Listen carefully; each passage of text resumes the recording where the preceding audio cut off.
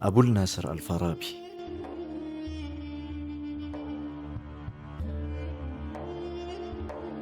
አቡ ናስር ሙሐመድ ኢብኑ አልፋራህ አልፋራቢ በፋራብ አጠገብ በምትገኝ ወስጂ በምትባል ትንሽ መንደር ቱርኪስታን ውስጥ በ870 ነው የተወለደው። የቤተሰቦቹ የዘር ግንድ ከፋርስ ወይም ኢራን አካባቢ ሲሆን ነገር ግን ቅድመ አያቱ ወደ ቱርኪስታን በመሰደዳቸው እዚያ ሊወለድ ችሏል። አልፋራቢ በአውሮፓውያኑ ዘንድ አልፋራቢያስ በመባል ይታወቃል። አልፋራቢ የጄኔራል ልጅ ነው። የመጀመሪያ ደረጃ ትምህርቱን የሚያጠናቀቀው በቡኻራ ሲሆን ኋላ ላይ ለከፍተኛ ትምህርት ወደ ባግዳድ በመሄድ እዚያም ለረጅም ዓመታት ማለትም ከ901 እስከ 942 ድረስ ትምህርቱን እየተማረ ሥራ የሚሠራ ነበር። በዚሁ ጊዜ በርካታ ቋንቋዎችን አጥርቶ ማወቅ የቻለ ሲሆን የተለያዩ እውቀቶችንና ቴክኖሎጂዎችንም አካብቷል። አልፋራቢ በስድስት የአባሲድ ወይም አባሳውያን ኸሊፎች ዘመን ኖሯል። ፈላስፋና ሳይንቲስት እንደመሆኑ መጠን በበርካታ ትምህርቶች ዘርፍ ከፍተኛ እውቀት ነበረው። በተለያዩ ቋንቋዎችም ላቅ ያለ ችሎታ እንደነበረው ተነግሮለታል። አልፋራቢ ወደ በርካታ ራቅ ያሉ መሬቶች በመጓዝ ይታወቃል። ለተወሰኑ ጊዜያት በደማስቆና በግብፅ የተማረ ሲሆን በተደጋጋሚም ወደ ባግዳድ ተመላልሷል። በመጨረሻም በሐለብ ወይም አሌፖ የሚገኘውን ሰይፈት ደውላ ቤተ መንግስትን ጎብኝቷል። አልፋራቢ ሐለብ በነበረበት ወቅት ዘወትር ከንጉሱ ከማይለዩ ሰዎች መካከል አንዱ ነበር። ሰፊ እውቅናን ያገኘውም እዚያው ሐለብ በነበረበት ወቅት ነበር።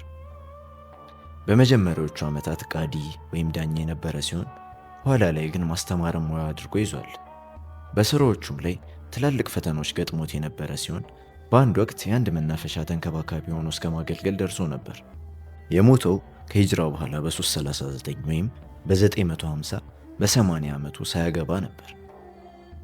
አልፋራቢ ለሳይንስ፣ ለፍልስፍና፣ ለሎጂክ፣ ለማህበራዊ ሳይንስ፣ ለሕክምና፣ ለሂሳብ እና ለሙዚቃው ዘርፍ ያበረከተው አስተዋጽኦ ከፍተኛ ነው። ትልቁን አስተዋጽኦ ያበረከተው በፍልስፍና፣ ሎጂክ እና ማህበራዊ ሳይንስ ጥናት በኩል ሲሆን በእርግጥም ላቅ ካለ ችሎቶ በመነሳት እንደ ኢንሳይክሎፒዲስት ወይም አውደ ጥበብ ሊጠቀስ የሚችል ሰው ነው።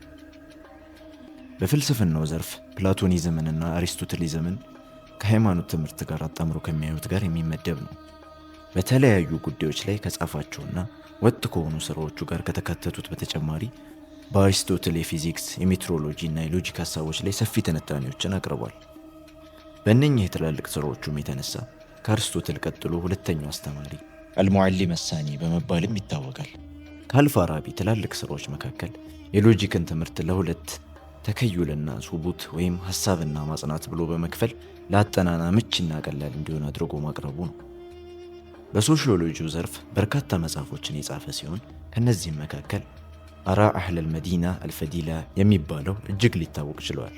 በሳይኮሎጂና ሜታፊዚክስ ዙሪያ የተጻፉ መጽሐፎቹ በዋናነት የራሱን ስራዎች መሰረት ያደረጉ ናቸው። ኪታቡል ሙሲቃ በሚልም በሙዚቃ ዘርፍ መጽሐፍ ጽፏል። በስነ ጥበብና በሙዚቃ ሳይንስ ታላቅ ችሎታ የነበረው ሲሆን በሙዚቃው ዘርፍ በድምጾች ዙሪያ አስተዋጽኦ ከማድረጉም በላይ በርካታ የሙዚቃ መሳሪያዎችንም መፍጠር ችሏል። ሰዎችን ለማሳቅም ሆነ ለማስለቀስ ራሱ የሰራቸውን የሙዚቃ መሳሪያዎች ይጫወት እንደነበር ይነገራል። በፊዚክስ የባዶ ቦታ ወይም ቮይድ መኖርን አረጋግጧል። ምንም እንኳ አልፋራቢ በርካታ መጽሐፎቹ የጠፉ ቢሆንም 117 ያክል የሚታወቁ አሉ።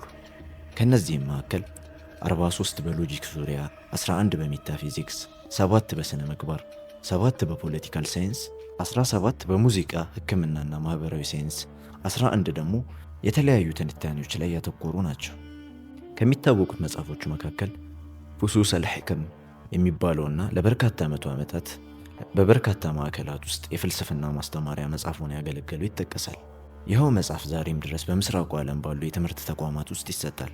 ኪታቡል ኢሕሳእ አልዑሉም የሚባለው ደግሞ የሳይንስን መሰረታዊ መርሆች ልዩና ጠቃሚ በሆነ መልኩ ይዳስሳል። አራ አልመዲና አልፈዲላ የሚባለው መጽሐፍ ደግሞ በማህበራዊ ሳይንስና ፖለቲካል ሳይንስ ከቀደምቶቹ ጉልህ አስተዋጽኦቹ መካከል የሚጠቀስ ነው። አልፋራቢ ለበርካታ መቶ ዓመታት በሳይንስና እውቀት ላይ ታላቅ አስተዋጽኦ ነበሩ። የአሪስቶትል ቴዎሎጂ የሚባለው መጽሐፍ በዘመኑ የነበረና በሱም ትክክለኝነቱ የተረጋገጠ ሲሆን ኋላ ላይ የሌሎች የኒዮፕላቶኒክ ጸሐፊዎች ሥራ ተደርጎ ተወስዷል። ከዚህም ሌላ በፍልስፍናው በኩል ለምዕተ ዓመታት ሁለተኛው አስተማሪ በመባል የሚታወቅ ሲሆን በዋናነት የፍልስፍና ፈጠራና ሱፊዝምን መሰረት ያደረጉ ሥራዎቹ ለኢብን ሲና ሥራዎች መንገድ አመቻችተዋል።